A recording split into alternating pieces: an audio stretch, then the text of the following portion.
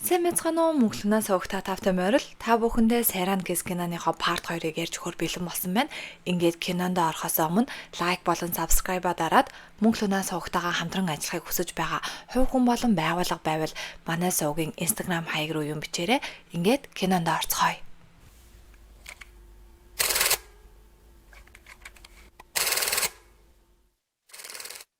Уусаг мөрдөгч эмэгтэй дүүгийн нас барахад хүргэсэн найз залуу болон тэдний гэр бүлийг үргэлж ажиглаж байдаг.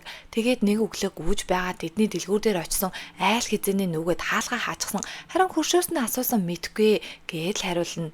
Хан Солог өглөө ажил дээрээ ирсэн ажлынх нь хүмүүс бөөнөө цугларчихсан нэг бичлэг үзээ зогсож байна гэснээ яана эн чи одоо юу вэ гэл Соло юу юм бэ гэд харсан Юнжигийн нас бардаг өдөр Соло болон Юнжи хоёр нүүр бодолтын өрөөнд баргалдаж байсан бичлэгийг хин нэгэн хийчихсэн түүнийг нь олон нийтийн сүлжээн дээр тавьчихсан байдаг. Үүнийг харсан Хан Соло та нар яасан завтай юм бэ? Бүгдээрээ ажиллаа хийцгээе гэд өөрийнхөө өрөөнд орж сууснаа хин энэ бичлэгийг хийсэн бол гэд ботон суун. Нөгөө талд энэ бичлэгийг үүсэг мөрдөгч хүртэл үзчихсэн. Хөх ийм амар тэмцэлтэй байсан бах таа л гэж бодно. Галерейн босс эзэгтэй Хан Соло болон гүйцэтгэх захирал хоёрыг дуудан энэ бичлэгийг яах болж байна? Яаж олон нийтэд аятайхан тайлбар тавих вэ гэсэн гүйцэтгэх захирал Хан Соло руу бүх зүйлийг л бухаж байна. Харин энэ үед нь Хан Соло нас барсан Юнжи болон гүйцэтгэх захирал хоёрыг нууц амаргууд байсан. Мөн ажилтнтайгаа явуулдаж түүнд албан тушаал амладаг байсан. Харин ажилтан нь албан тушаалаа авч чадаагүй болохоор түүндээ хорсоод амиа хорлцсон гэдэг нийтлэл гаргавал илүү хүмүүсүүдийн сонирхлыг татах бахтаа гэсэн гүйцэтгэх захирал бүр юм хэлж чаддгүй. Хөөс нь гараад л суун. Харин босс эзэгтэй ийм зүйл болсон бол хавд арах хэрэгтэй. Би та хоёрт хоёуланд чинь боломж олгоё. Энэ зураг Солонгост ороод ирчихсэн гэж байна. Үнэхээр алдартай маш ховор зураг. Энэ зургийг олоод ирсэн хүнийг би дараагийн галерейн захирал болгоно гэж хэлнэ. Үүнийг сонсон Хан Соло болон гүйцэтгэх захирал хоёрын нүдэн нилээн сэргэж ирээд тиймээ хоёлаа өрсөлдөе гэсэн харцаар би бинийгаа л харна. Гарч ирээд гүйцэтгэх захирал Хан Соло чи анх ажилд орохдоо ямар арчаагүй амтан байлаа. Одоо өөрийнхөө хэр хэмжээг мэд гэдэл түүний iPad-ыг унгааснаа түүнийг нилээн сүрдүүлж амжина. Хан Соло бол мөчөөгөө өгөхгүй харж л бай хин нь энэ зургийг төрүүлж олохоо гэдэл салцгаана. Цагдаа нар нас орсон Юнжигийн хэрэг дээр нилээн хойноос нь мөрлөг хийн. Байгууллагын лифтийн хяналтын камерыг шалгахад нас барсан Юнжи 21 цаг 58 минутанд хамгийн дээдлийн давхар дээр буусан бол араас нь Хан Соло 22 цаг 2 минутанд буусан байдаг. Тиймээс цагдаа нар Хан Солог Юнжигийн үхэлд буруутай байж магадгүй гэж бодно. Учир нь Юнжи 22 цаг 11 минутанд дээрээс унж нас барсан. Иймээс хэдүүлээ нотлох баримт юм уу эсвэл гэрч олох хэрэгтэй. Цагдаагийн газар руу залгасан нөгөө гэрчийг заавалжгүй ол гэж ахлах нь хоёр туслагтаа даалгана. Эмэгтэй мөрдөгч өөсөө мөрдөгчтэй уулзаад цагдаагийн газар руу залгасан тэр гэрчийг заавал олох хэрэгтэй. Тэгжээж л энэ хэрэг шийдэгдэх юм шиг байна гэд тэр хоёр хамтдаа гэрчийн залгасан бүхээгтэй утасны байршлыг олоод яваад очино. Хажуухан талд нь жижигхэн хүнсний мухлаг байх ба мухлагийн эзэгтэйгээс энд хавьд хяналтын камер байдаг эсэхийг асуухад нөгөө эмэгтэй уурлан тийм би байхгүй би мэдгүй гээд л уурлана. Харин үүсэг мөрдөгч аргыг олоод дэлгүүрээс нь нилээн хэдэн юм худалдаж аваад ихчээ энэ өөдөөс харсан ачааны машин байна. Тэрний хар камерыг авч болох уу гэд зөвшөөрөл аваад авчина. Харин нөгөө хоёр маань тэр хар хайрцгийг шалгатал яалч хүнийг эмэгтэй үнэхээр ярьсан байдаг. Хан Соло урлаг судалдаг нэгэн танил эмэгтэйтэйгээ видео кол хийчихсэн босс эзэгтэйгийнхаа хилээд байсан нөгөө зургийн сургийг тавина. Харин нөгөө эмэгтэй нь нилээн мөнгөтэй хүн авсан гэсэн. Гэхдээ Солонгос оронд байгаа гэж сонссон байна л гэж хэлнэ. Энэ үед нь гэрийнх нь хонх дуурах ба гараад яваад очсон нэгэн шуудан ирсэн байх ба нөгөөх нь дээр нь зүйд залуугийнх нь үйлдвэрлэж байсан Сайран гэх нэртэй даарс байдаг. Үүнийг харсан Хан Соло нилээн зочирдох ба хүргэл хийсэн хүний араас гарсан боловч нөгөө хүн нь явчихдаг. Ингээд байрны жижүүрээс хаанаас ямар хүргэл яах гэж над дээр ирснийг мэдэх боломж байна уу? Та шалгаад надад хэлээд өгөөрэй гэж гуйна. Үүсэг мөрдөгч өөр даатгалын компанидэр очижсэн одоогийн мөрдөж байгаа хэрэгээ танилцуулах ба хүний амь настай холбоотой маш чухал даатгалын хэрэгээ. Тиймээс та бүхэн надтай хамтран ажиллахыг хүсье гэж гуйна.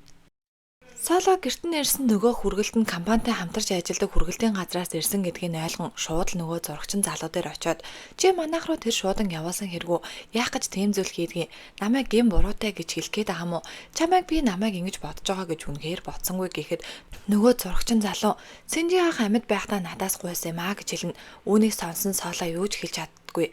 Харин энэ үед нь зурагчин залуугийн дүү ирснэ. Гурлаа хамт хоол идээгүй нэлээд утсан байна. Тэгэнгэнэ сайхан дарс шимэн суй. Танай гэрлөө явуулсан хүргэлт таалагдсан уу? Манай ах ганцаархнаа тэр дарсыг хараад уйлаад суухан дэндүү шудраг бус. Найз эмэгтэй ч гэсэн харах хэрэгтэй штэ. Өөрийнхөө гин бурууг мэдрэх хэрэгтэй гэхэд Соло тэр шуудан чи явуулсан махнэ. Зүгээр л өгчихгүй те. Яг гэж шүн орой харах шиг хүнийг гэрлүү гитдэг байна гэдэл явна. Харин зурагчин залуу дүүгээ загнаад чи ингэж болохгүй. Яагаад юм үйлдэл хийсэн гэхэд зурагчны дүү инхээ Ахата харал та. Тэр хүүхэн ямар нэгэн буруугүй байсан бол яагаад энд ирнэ гэж. Тэр Сологийн хүүхэн нэг учиртай болоод л энд ирсэн байгаа гин. Өдөгдөө солигдож юун сэнжи. Надад ямар нэгэн зүйл тохиолдвол энэ дарсыг Соло дамжуулаарай. Гэхдээ тийм зүйл болохгүй бах. Би нэг сонин зүйл сонссон чинь Солод ойрын үед эргэлзээд байх боллоо гэсэн юм ярьсан байдаг. Үүсэг мөрдөгч хан Сологийн ажилдаг галерейн зурагнуудыг даатгаж авсан даатгалын газартай хамтарч ажиллахаар болсон бөгөөд одооноос эхлэн галерейн зурагнуудыг даатгаж авсан мөн хариуцаж авсан даатгалын ажилтан болчихсон Сологийн ажил дээр ирэн ажлынханд нь нарийн ба уух зүйл авчран тэднэртэй маш гоё танилцсан. Энэ үед нь Соло ирэх ба ажлынхаа хүмүүсүүдийн нэрэгд үүсэг мөрдөгчтэй анхудаа танилцаж байгаа юм шиг дүрээсгэн би танд хийх ажлыг чинь харуулъя намайг дагаад яваа гэд өөрийнх нь ажлын танилцуулна. Манай ажил үнэхээр чухал, маш үнэтэй зурагнууд, ховор зурагнууд байдаг учраас тун сайн хамгаалттай байдаг. Та манай зурагнуудыг даатгаж авч байгаа даатгалын газрын ажилтан учраас энэ бүгдийг мэдэх хэрэгтэй. Ганцхан түлхүүртэй, температур нь маш сайн таарах хэрэгтэй гэдэл бүх юмын тайлбарлан ярьж байснаа. Энэ бүх зүйлийн даатгалынх нь мөнгө нэг их найд болно. Тиймээс та ажлаа сайн хийгээрэй гэж тэр хоёр хамтдаа агуулгын өрөөлөө орох үед өөсөө мөрдөгч Юнжи яагаад нас барсан юм бол тэр юуг илчлэх гэж байсан юм бол гэхэд Солотой орооцолцсон ирчүүд байнга өгдөг учраас тэрийг л илчлэх гэсэн бах. Гэхдээ харамсалтай нотлох байрамд байхгүй. Та ч гэсэн ажлаараа далимдуулаад энэнгээр эргэлдээд байх хэрэг байхгүй. Ажлаа сайн хийхгүй бол би даатгалын газраа солино гэдгийг анхааруулаарай. Бидгийн хүмүүсүүдийн нүдэнд дэмий ойлголт төрүүлэх гээд бай. Замаас холд гээд л гараад явна. Өөсөг мөрдөгч туслах ажилтнаагаа ярин нас барсан Юнжигийн машиныг осноо гэсэн гэрийнх нь ойролцоо олдохгүй байна гин. Энэ үед нь өөсөг мөрдөгч за яг ажлынх нь зогсоол дээр байх магадлал өнөр юм байна гэд машиныхан дугаараар хайсаар байгаад олоод орно. Харин дотор нь нэг дуран, эмэлгийн бичиг, мөн дотор нь нэг байрны чип байдаг. Соло найзынхаа бааранд суух үед найз нь битгий хитрхи их санаа зовоо. Сэнжи чамд гинтийн билег байр гэсэн ч юм билүү. Тэр өөдгүй инхээ хитрүүлж л ярьж яахгүй юу. Тэр уг нь чамд ингэж хандах ёсгүй штэ. Талархах ёстой байсан юмсан гэж л хэлнэ. Өөсөг мөрдөгч ахлах болон туслахтайгаа нэг хоолны газар ирчихсэн. Ажил маань аваа урагштай мөрдлөг сайн явж байгаа. Гэхэд туслах нь аха та надад баяр хүргээж би дадлгын ажилтнаас үндсэн ажилтан боллоо гэхэд өөсөг мөрдөгч чамд баяр хүргэе. Би чамд нэг шинэ ажил даалгая гэд Юнжигийн машинаас олсон нөгөө байрныхаа чипийг өгөөд энэ байрыг олоотгоо гэж даалгана. Соло ажил дээрээ байх ба захирал эзэгтэйгийн олоорой гэсэн нөгөө зургийн эзэн хэн болохыг бараг л олчих шиг боллоо. Өмнөх удаагийн дуудлага худалдаанаар Солотой танилцаад байсан нөгөө залуу байдаг. Биг Чумбом захирлыг Соло өөрийнхөө галерей дээр дуудан тусгаал нь танд энэ маш гоё зурагнуудаа үзүүлэх гэсэн юм аа. Өмнөх удаа тухтай танилцаж чадаагүй гэд хид хідэн зурагнуудыг битчихсэн байдаг. Нөгөө зурагнууд нь Биг Чумбом захирлын хамгийн дуртай зурагнууд байх ба тэр дундаасаа Биг Чумбом захирлыг бүр гайхшруулсан зураг нь бол Сэрийн өнчин гих өмнөх удаагийн анги дээр гарч байсан зураг байдаг. Үүнийг харсан Чумбом захирал үнэхээр их баярлан хамгийн анх удаа би энэ зургийг хараад бараг л 2 цаг урдан зогссон баха. Үүнээс хойш зураг болон урлагт үнэхээр дуртай болсон гэж хэлнэ. Тэд хамтдаа оройн хоол идэх ба эзэн хоол нь дүүбүүтэй хисаа байдаг. Энэ хоолны түүхийг Жумбом захирал тайлбарлан ярих ба 3 улсыг мөхөөсөн маш үзэсгэлэнтэй бүсгүй байсан. Тэр бүсгүйг энэ дүүбүүгээр орлуулсан. Харин энэ дүүбүүний тэрд нас барсан залуу хэн гэдгийг сонирхож байна уу гэхэд Соло сонирхгүй байна. Хэн байсан ч хамаагүй. Харин энэ эмэгтэй л өрөвдөлтэй байна. Дүүбүүний ард хисаа нуугдаж байна. Харин дүүбүүд нуугдах газар байхгүй байнга л ил байсан байна штэ гин.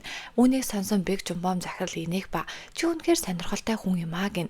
Соло би тантай уулзах болсон шалтгаан бол таны Хонконгоос дуудлага худалдаагаар худалдан авсан Эмили Штиллер гэх зургийг авах гэсэн юм аа. Би тэр зургийг хариуцмаар байна. Манай галерей тэр зургийг чинь дуудлага худалдаанд оруулж болох уу? Би танд 30% өгье. Үнэхээр ашигтай 8 байх болно гэж хэлнэ. Биг Чумбом захирал зурагнаас болж л уулзсан юм биз дээ. Надаас болж биш байсан юм уу? Чи миний сэтгэлийг ойлгож байгаа гэж би бодсон юмсан гэхэд Соло шууд ажил руугаа орон танд хүсэж байгаа нөхцөл санал байвал хизээж хамаагүй хэлээрэй. Хэрвээ хоёулаа тохиролцвол энэ гэрээг хийж болно гин. Цагдаа нар нөгөө цагдаагийн газар руу дуудлага өгсөн гэрчийг олох гээд бүх маршрутаар нь хайна. Харин нөгөө гэрч нь ашгүй өөрийнхөө утасны картаар метрон төлбөр хийчихсэн байдгийг нөгөө хэд маань олсноо. Ашгүйдээ энэ гэрчийг олох боломжтой боллоо гин. Уусаа мөрдөгч нөгөө олсон байрны чипийг туслахтаа өгсөн туслах нь олоход үнэхээр хэцүү байна гин.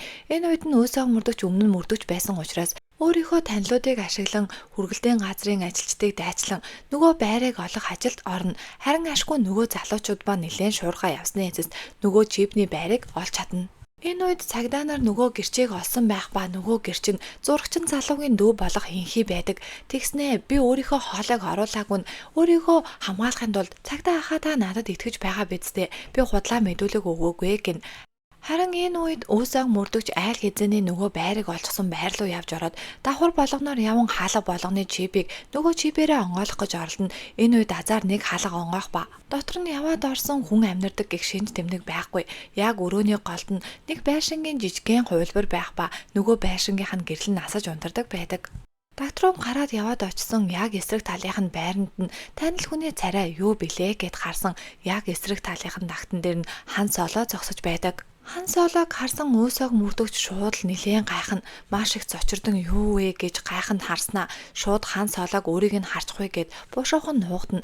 Үзэгдэл солигдож өмнөх үеийн зүйл гарна. Энэ байрыг түрээсэлсэн хүн бол Юнжи байдаг. Юнжи орж ирснээр ширээний голд байгаа нөгөө жижигхэн байшингийнхаа гэрлийг асаагаад тагтаа онгойлгон шууд л дурангаа гаргаж ирээд эсрэг талын байранд амьдардаг солог байнга тагиндаг байсан байдаг. Үүнийг мэдсэн өөсөөг мөрдөгч бүр мэйл гайхна. Уусаа мөрдөгч нөгөө байран дотор сэжигтэй зүйл байж магадгүй гэд нилээн ухна. Харин өрөөний голд байсан нөгөө жижигхэн байшин дотор утас байгааг олж авдаг. Энэ үед зурагчны дүү болох хинхий би худлаа яриаггүй та нар намайг хамгаална гэвэл би үнийг хэлье. Юнжи ихчиг нас бардаг орой би лифтээр явах гэсэн лифт ажиллахгүй байсан. Тэгэхээр нь би аваарын шатаар орсон. Яг өөдөөс маань хан солоо үнэхээр айчсан жичирчгсэн доошоо бууж байсан. Би түүнийг хараад яасан болоо гэж бодоод гадаа гараад ирсэн айл хизээний Юнжи их чаймнасаа алцчихсан байсан. Үүнийг хан солоол хийсэн байх гин. Харин цагдаа чи энэ бичлэгийг мэдхүү гэхэд нөгөө инхий чинь мэдгүй наад бичлэгийг чинь би хийгээгүй. Би үүнтэй ямар ч хамааралгүй. Би өөрийнхөө мэдэж байгаа зүйлсийг л танд хэллээ гин. Цагдаа нар хоорондоо ярилцах ба энэ гэрч байгаа учраас хэдүүлээ баримтлах зөвшөөрөл авах хэрэгтэй гэж ярилцсан. Маргааш нь хан солоо нэлээд чухал дуудлага худалдааг хөтөлж явж байдаг. Үүнд нь босс эцэгтэй болон маш том хэмжээний VIP үйлдвэрлэгч нар маш үнэтэй ховор зурагнуудыг үн хаялсан авцгааж байдаг. Яг дуудлага худалдаа дуусаад хамгийн сүүлийн зураг зарчаад байж байх үед нь цагдаагийн газраас хүмүүс орж ирэн хан солоо мөн Юнжигийн үхэл сэжигтнэр татаж байна гин. Үүнд нь босс эзэгтэй болон хамт ажилладаг хүмүүс VIP үйлчлүүлэгч нар бүгдээрээ гайхацгаана. Харин хан солоо хамтарч ажиллаж чадахгүй гэвэл яах вэ гэхэд тэгвэл таныг баримтлахаас өөр аргагүй гэд түүнийг баримтлаад аваад явна. Машины зогсоол дээр зурагчин залуу дүүрүүгээ маш хурлан чи яагаад тэр зүйлийг надад хэлээгүй шууд цагдаагийн газар хэлсэн. Хоёулаа соолоод ингэж хандаж болохгүй. Яг одоо замаас холд. Би түүнээр очих хэрэгтэй байна гэхэд инхий ахаа та надад итгэлтэй. Би танд хэлсэн бол та надад итгэхгүй л байх байсан штэ. Битгий явал та ахаа гэд энэ хоёрыг маргалдаж байгаа хүндлэнгөөс үүсэг мөрдөж хараа сууж идэг. Тэрээр өөрийнхөө хакерчин дөрөвгөө залгаснаа. Нөгөө миний өгсөн утасны кодыг нээсэн үү гэхэд дүүн нээчихсэн. Гэхдээ аудионууд нь хурууны хийгээр нээгддэг юм байна. Удахгүй нээчээ тань руу явуулъя гэж хэлнэ. Соло цагдаагийн газар байцаагчих ба хамгийн сүлд Юнжитэй хизээ уулзсан бэ гэсэн нүүр бодолтын өрөөнлөг нь харин та хоёр маргалцсан байсан тэр тухайгаа яагаад хэлээгүй гэхэд заавал хэлэх ёстой гэж бодоогүй л гин. Цагдаа нар яах гэж хамгийн дээд талын давхурд гарсан гэд түүний видеог нь үзүүлэх ба үүнийг хардаа та хоёрын цаг хэтэрхий ойрхон байна. Чи түүнтэй уулзсан уу? Уулзаад юу ярьсан гэхэд Соло үгүй би уулзаагүй. Би ажлынхаа байранд байсан учраас хүссэн газраараа явах хэрэгтэй. Тэглэж намайг дээвэр дээр гарахад айл хизээний Юнжи өсөрчихсөн байсан гэж хэлнэ. Харин мөрдөг чимэгтэй. Тийм бол чи яагаад сандраад аваарын шатаар буусан юм бэ гэсэн. Би өгсөн хүнийг хараад л зүгээр сандраад айснаасаа болоод аваарын шатаар буусан. Та нарт намайг түүнийг алсан гэх нотлох баримт байхгүй үсттэй. Ийм зүйлээс болж намайг хорно гэж бодож байна уу л гин. Соло гүн амны хэрэг сэжиглэгдсэн гэх мэдээлэл гарсан байх ба үүнийг харсан жумбом захирал нэлээд баяртай байгаа нь харагдана. Солог байцаалтын өрөөнд байх үед нь нөгөө зурагчин залуу ирж уулзах ба намайг уучлаарай. Би инхийг ийм зүйл хийж байгаа гэж үнэхээр мэдээгүй гэхэд Соло зүгээрээ үүнийг битгий тоо гин. Харин зурагчин залуу чамд өөрийгөө буруугүй гэх ямар нэгэн нотлох баримт байхгүй юу гэсэн Соло нэг зүйл сансан бололтой. Нөгөө зурагчин залуугийн чихэнд шивнэн Үүнийг нь үүсэг мөрдөгч болон нөгөө эмэгтэй мөрдөгч хоёр юу гэж хэлээд байгаа юм болоо гэд хяналтын камераар хараад сууж идэг. Зурагчин залуу ажил дээрээ яаран ирээд нарийнхан коридороор явдаг хэсгийн iPad-ийн memory can харин нөгөө мемориг нь айл хизэнэ үүсэг мөрдөгч авчихсан яасан гим зэмгүй болох гэж батлах гэж хичээж байна уу? Үүн дээр нотлох баримт байгаа гэдгийг би мэдэж байна гин айл хизэнэ үүсэг мөрдөгч тэр хоёрын ярьж байгаа бичлэгийг амны уншлагаар тайлдаг мэрэгчлэлтэн рүү явуулаад юу гэж хэлж байгааг нь олоод мэдчихсэн. Төрүүлж ирээд мемориг нь авчихсан. Хоёулаа хамтдаа шалгаад үзвэл зүгээр юм шүү. Хан Солог буруутай юу буруугүй юу гэдгийг мэдэх хэрэгтэй штэ гэн. Нөгөө меморины бичлэгийг айл хизээний царайгийн газар руу явуулах ба 22:11 буюу Юнжиг яг нас барах үед Хан Соло нөгөө нарийнхан коридороор явж байдаг цаг нь хүртэл яг таарад цагдаагийн алга болон ажилчид буруу хүнээ баривчилж авсан гэдг нь тодорхой. Хан Соло буруугүй гэдг нь нотлогдсон учраас цагдаагийн газраас гарна. Харин үүдэнд нь үүсэг мөрдөгч байх ба Юнжи амиа хорлсон гэж чи үнэхээр бодож байна уу гэхэд Хан Соло амиа хорлсон хүн гэж байдаг юм уу? Амиа хорлох нөхцөлд л очино гэж байдаг баха гэд явна. Маргааш нь Хан Соло ажил дээрээ ирэх ба ажлынх нь хүмүүс бүгдээрээ гайхна. Тэр дунд нь зурагчин залуугийн дүү инхий хүртэл байдаг. Харин үүсэг мөрдөгч ажил дээрээ ирчихсэн сэтгэл санаагаар унжсан бүх мөрдөж байсан зүйл нь буруугаар ирчихсэн болохоор тэр штэ. Агалхан за битгий сэтгэл санаагаар унаа. Шинэ ажлууд мөрдөөд байвал наад ажил чинь удахгүй мартагдчихнаа гин. Босс эзэгтэй хоол хийчихсэн Хан Солог дуудаад чи ч хүнхээр зүдэрч байна да. Дэндүү их юм туулж байна шүү. Би харин болохгүй бол өмгөөлөгч явуулъя гэж бодсон. Ашгүй чи өөрөө гараад ирлээ. Энэ шүлийг сайн угаарай. Битгий санаа зов. Хэд хоног жоохон амарх юм уу? Сэтгэл санаагаа тайван байлгах хэрэгтэй шүү гэд Хан Солог нэлээд сэтгэл санаагаар дэмжинэ. Үүсэг мөрдөгч Юнжигийн түрээсэж байсан нөгөө байран дээр ирчихсэн утасных нь кодыг тайлаад айл хизээний аудионуудыг сонсч идэг. Тэр аудионууд нь бүгдээрээ Хан Солотой холбоотой бөгөөд Хан Сологийн яг гэрт нь юу болж байгаа, хинтээ юу гэж ярьж байгааг нь бүгдийг нь сонсоод мөн дурангаар хараа зогсож байсан гэдг нь тодорхой болно. Үүсэг мөрдөгч гэрийнх нь яг дунд нь байсан нөгөө байшингийн гэрлийг насааж унтрааж байхдаа үүдэнд нь байгаа хоёр жижигхэн хүнийг харснаа. Нэг нь эмчийн хувцастай, нэг нь сурвалжлагч байгааг нь анзааран ээж нь өмнө нь охиныхоо сурвалжлагч байсан. Тэгсэн хэрнээ ажлаасаа яач юм гараад Хан Сологийн ажилд орчихсон. Мөн Хан Солотой өмнө нь үерхэж байсан залуу эмч байсан гэдгийг санан энэ бүгд хоорондоо холбоотой байж магадгүй гэж бодно. Харин Хан Соло гэртээ унтах гэсэн унтаж чадахгүй чихэнд нь хий юм сонсогдсон нэлээд дарамттай байгаа бололтой. Маргааш нь сэтгцийн эмчдэр очин надад үнэхээр хэцүү байна. Миний хэрэгэлдэг тайвшруулах ямиг надад бичээд өгөөч гэсэн эмч нь би байнга чамд бичиж өгч чадахгүй. Та шаардлагатай гэвэл сэтгэл зүйчдэр очих хэрэгтэй гэд. Хан Соло өмнөх зүйлээ дурсах ба өмнөх сэтгэл зүйч нь өөрт нь эмчилгээ хийж байгаа нэрийдлэр бэлгийн дарамт учруулдаг байсан гэдг нь харагдана. Харин тэрээр өмнөх зүйлээ дурснаа. Үгүй би сэтгэл зүйчдэр очих шаардлагагүй. Тэд нарыг яаж ажилдгийг мэднэ. Тиймээс надад өөр зүйл хэрэггүй.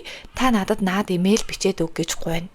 Үүсэг мөрдөгч нөгөө сэтгэл зүйн эмнэлгийн совлогч дээр ирээд уулзна. Тэр эмэгтэй наад эмэгтэйгээ таньдаг юм уу? Таач үнэхээр сайн ажиллах юм аа. Тийм ээ, чуу эмчийн өмнөх найз хүүхэн нь. Наад хоёр чинь нэлээд ивхүү салсан шүү. Наад хүүхэн чинь орон нутгийн нэвтрүүлгийн хөтлөгч байсан. Харин нэг өдөр манай эмнэлэг дээр ирээд өдрийн хоол идэх гэсэн боловч чуу эмч чи бит хоёр айл хизэнээс салчихсан. Тиймээс яв гэхэд нөгөө эмэгтэй та надаас салж болохгүй. Намайг үхсний дараа салаарай гэд хоолооноо бүр үзүүртэй юм туулгачихсан. Нөгөө хоёр чинь ноцолдож байгаад чуу эмчийн нүрийн санамсаргүй зүсчихсэн гээл бод. Тэр хоёр үнэхээр амар байсан. Чуу эмч Хан Соло дэмжлэгээ хийж эхлээд нэг удаагүй найз охиноосоо маш хурдан салчихсан. Хан Соло бол тэр хоёрыг үерхдэг байсан гэдгийг мтээгүй баха. Тэндүү хурдан салсан учраас чуу эмч маш сайн нууцлахыг хичээсэн. Гэхдээ юу гэж тэр хоёр маш хурдан эмчилгээгээ дуусгачихсан. Бараг 2 сар л болсон бах. Учир нь эмч болон өвчтөнгүүдийн дунд ямар нэгэн хувийн харилцаа байх ёсгүй байдаг юм аа л гин. Солод үүсэг мөрдөгч чухал зүйл хэлье гэд түүнтэй галерейд уулзалтанд ирснээ Юнжи чамайг мөрдөж байсныг чи мэдсэн үү? Юнжи Юн Сүнжээгээс болж тийм зүйл хийсэн биш. Харин чуу эмчээс болсон юм байна. Чиний өмнө нь үерхэж байсан залуу. Тэрний өмнөх эмэгтэй нь бол Юнжи байсан. Тиймээс тэр хоёрын үерхэл чамаас болж дууссан гэж бодоод тэр ажлаасаа гарan танай ажилд орон мөн чамайг мөрдөж байсан байна гэхэд Соло тэр эмчээс болж амиа хорлсон гэж үг гээд л хийнэ. Үүсэг мөрдөгч чиний залуучууд яагаад үгдэх юм бэ? Ямар шалтгаанаас болж үгдэх юм? Тэдний үхлээс чи ямар ашиг олдох юм бэ гэхэд Соло ашиг гинэ. Харин л алддаг бах. Би харин л алдсан хүн нь байх гээд явна. Явж явах үедээ гинт Сологийн бие муудан ухаан алдна. Үүсэг мөрдөгч яаралтайгаар соолоо гимлэгт аваа чинь эм чин түүний биенээс их туунтай тайвшруулах хэм олдлоо. Үүнийгээ яг одоо зогсоохгүй бол түүний биед муу шүү гэж анхааруулна. Үүнийг сонсон үүсэг мөрдөгч гайхах ба соолоодоор яваад очсон тэрээр байдаггүй.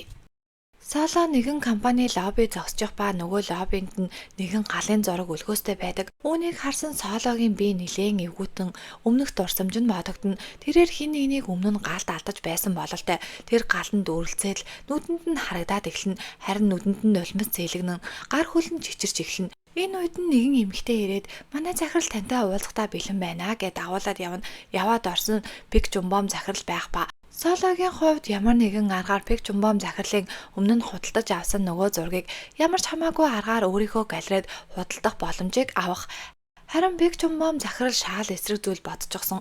Надад миний урлагийн зурагнуудаас гадна чи үнэхээр их таалагдж байна. Надад ямар нэгэн боломж байгаа болов уу гэсэн иймэрхүү сонин асуултуудыг түүнээс асууж эхэлнэ. Харин үүнд нь Соло маш их тургуутсан. Уучлаарай би ажил бол ажил гэж боддог. Хувийн амьдралтайгаа ажлаа холбохыг огт хүсэхгүй байна. Энэ гэрээг хийхгүй гэд явах гэсэн боловч Пик Жумбом захирал ойлголоо хоёлаа энэ гэрээг хийя гэд түүнийг зогсоодог. Өөсөө мөрдөгч нөгөө аудионуудыг нэгээр нь сонсчих ба түн дээр нь Хан Соло нэлийн гутарчихсан найзтайгаа юм ярьж ин. Найз нь чи бүх зүйлээ ил гарга хизээ нэгэн өдөр нуурж унвал яана гэхэд Хан Соло би нуурж унах хэрэггүй. Аав ээж минь өөрсдийнхөө амиар миний амийг сольсон шүү дээ гэж ярьж байдаг. Үүнийг сонссон өөсөө мөрдөгч нэлийн гайхан шууд л эмэгтэй мөрдөгч рүү залгана. Зурагчин залуугийн ажил дээр өөсөөг мөрдөгч ирчихсэн түүнтэй ярилцахыг хүснэ. Зурагчин залуу би багаасаа Хан Солог мэднэ бид нар нэг нутгийнх байсан. Соло намайг энд авчирч өөрийнхөө ажил зурагчнаар авсан. Би түүнд маш их баярлаж явдаг гин. Харин өөсөөг мөрдөгч түүний эсэг ихт юу тохиолдсон талаар нь асуухад зурагчин чи энэ талаар хамаагүй сөхөж хэрэггүй. Тэрээр 15 наснда ээж аавыгаа ослоор алдсан. Түүнд маш хэцүү байгаа. Тэр өөрөө дэндүү олон зовлон туулсан. Тиймээс чи хамаагүй юмыг битгий хооронд нь хойлоо гэд тэр хоёрыг ярьж байх үед зурагчин залуугийн дүү орж ирснэ. Энэ үнэхээр алдартай хэрэг штэ. Гэр бүлээрээ галд автаад ганцхан хүн амьд үлдсэн. Тэр нь Соло үнэхээр муу ёртой. Тэр үед л манай нутгийнхан энэ охин үнэхээр муу ёртой гэж хэлж байсан. Би ахыгаа тэр хүүхнээс л хол байлгахыг хүсэж байна гэхэд зурагчин залуу али би чамтай ярилцаадахыг гэд дүүгээ чирээд аваад явна. Харин өөсөөг мөрдөгч эмэгтэй мөрдөгчтэй уулзах ба эмэгтэй мөрдөгч тийм байна үнэхээр гэр бүлээрээ амиа хорлох гэж оролцсон байна. Тэр дундаас нь ганцхан энэ Соло гэх эмэгтэй амьд үлдсэн байна гэж тайлбарлана. Харин үүнийг сонссон өөсөө мөрдөгч би үнэхээр буруу хүнээс сэжиглээд байгаа юм болов уу гэж эргэлзэнэ. Соло найзтайгаа уцаар ярьж явах ба найз нь чи битгий тийшээ яваа чамайг сайхнаар угтаж авах хүн нэгээх нь ширхэг байхгүй. Чи яасан өөртөө зовлон хурааж дуустдаггүй юм бэ гэсэн Соло. Үгүй би заавал явах ёстой гэд өөрийнхөө тайвшруулах ямиг хараа зогсож байдаг. Маргааш нь Соло таксинаас буух ба нэгэн сүмд ирнэ. Харин нөгөө сүмд нь Юн Синжигийн оршуулах ёслол болж байдаг. Түүнд нь ээж нь буюу эрэгтэй дүү хоёр нь хамт зогсно. Ээж нь Солог хараад шууд заамдж аваад миний хүүгийн толгойг залгисан муухай бузар эмэгтэй чи яах гэж энэ ирсэн бэ гин. Үүнийг нь зурагчин залуу түүний дүү мөн өөсөөг мөрдөгч хараа зогсож байдаг. Юн Синжигийн ээж нь нилээн ойрол чарлж уйлж байгаад яваад орно. Харин түүний эрэгтэй дүү нь алийг хоёлаа уулзаатахыг гэснэ. Нөгөө даатгалынх нь бичиг баримтыг гаргаж ирээд ах маань чиний нэрээр даатгуулчихсан байна. Энэ юу болоод байгаа юм? Чиний нэр дээр чи үнэхээр миний ахыг алчихсан юм уу? Бузар эмэгтэй минь үннээ хэл. Нэг эмэгтэй манай ахын ажил дээр ирээд чамтай суухал юм бол манай ахыг үхнэ гэж хэлсэн. Үнэхээр тэр эмэгтэйгийн зөв байж ах маань тэр үед итгээгүй тэр эмэгтэйг хөөгөөд гаргасан. Түүнээс болоод л миний ах үхчихлээ. Чи үнэхээр миний ахыг алчихсан хэргүй? Би яг одоо тэр эмэгтэйтэй очиж уулзна гэд хөдлөх гэсэн боловч араас нь Соло тэр эмэгтэй чинь айл хизээний өвчгсөн гэж хэлнэ. Үүнийг сонссон Юн Синжигийн дүүн бүр итгэж чадан юу нэ гэд эргээд харсан. Тэр эмэгтэй чинь өвчгсөн л гин. Харин нөгөө залуу шууд уурлаад чи алчихсан хэргүй? Чи ахын минь алаад бас гэрчийг алчихсан юм уу? Чи үнэхээр энэ бүгдийг хийж байгаа мó гэд Хан Соло руу хашгирч байх үед үүсээ мөрдөгч ирээд би наа даатгалын ажлыг хариуцаж авсан ажилтан байна гин. Хан Сологийн сүд залуу байсан Юн Сүнжэгийн оршуулах ёслол болно. Үүнд нь Хан Сологч оролдоггүй. Тэрээр гадаанан зогсчихсон. Өмнө нь Юн Сүнжэ түүнээс гэрлэх санал асуун түүний хуруунд нь бөгж зүүж байсан үе бодон хурундаа байсан бөгжөө аваад шууд шидчихдэг. Өөсөөг мөрдөгч түүн дээр ирэн чи үнэхээр бүх зүйлээ алдчихсан хүн гэж юу? Чи энэ бүгдээс юу ч олж аваагүй юу гэхэд Хан Соло би чамд бүгдийг хэлсэн. Би үнэхээр энэ бүгдээс юу ч олж аваагүй. Харин ч алдсан хүн нь би. Угаасаа хэлсэн чи надад итгэхгүй штэ гэд хоошоо баг багаар ухарж байснаа шууд л унах гэж оролдоно. Энэ үед нь үсээ мөрдөгч Хан Солог барьж аван амжин түүний амийг авардаг. Харин Хан Солоо нилээн уйлж чи яах гэж миний амийг аварж байгаа юм? Би өгчихвэл бүх зүйл дуусна. Үнэхээр надад хэцүү байна. Хинт юу ч гэж хэлсэн бүгдээрээ надад итгэхгүй. Чи илүү юу мэдхийг хүсэж байгаа юм? Юу мэдхийг хүсэж байгаа юм бэ гэд уйлахад нь үүсэг мөрдөгч би чамайг мэдмээр байна. Би Хан Соло гэх эмэгтэйг мэдмээр байна. Би чиний талаар илүү ихийг мэдмээр байна гэж хэлж байгаагаар манай киноны 3 4-р анги маань дуусаж байгаа юм. Та бүхэнд маань part 2 маань таалагдсан бол лайк болон subscribe-а дараад мөн сэтгэгдэл хэсэг дээр өөрсдийнхөө төрсэн сэтгэгдлээ бичээрэй. Лунатаага хамтран ажиллахыг хүсэж байгаа хувь хүн болон байгууллага байвал Instagram хаяг руу юм бичээрэй. Дараагийн part хүртэл түр баяртай.